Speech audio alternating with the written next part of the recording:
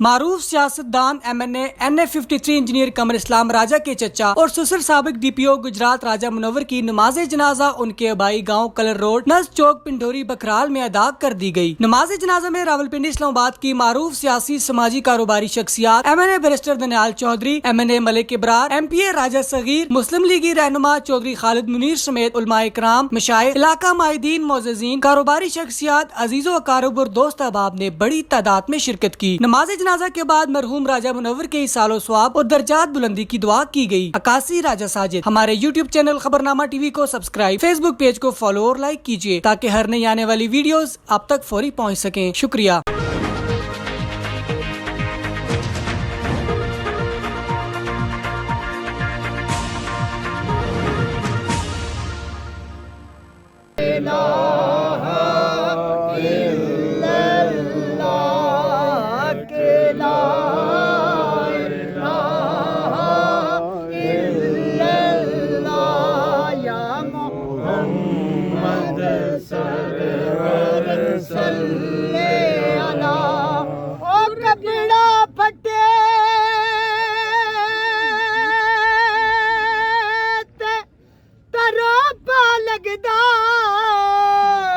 दिल पटे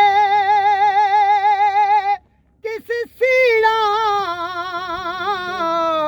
सजना बाजे मुहम्मद बख्शा ते क्या मरना क्या जीना।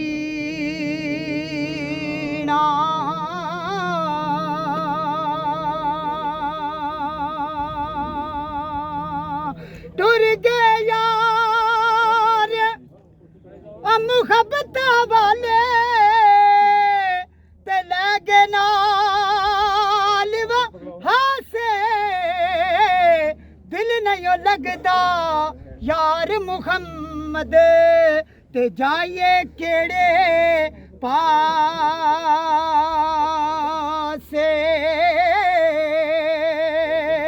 ते दुनिया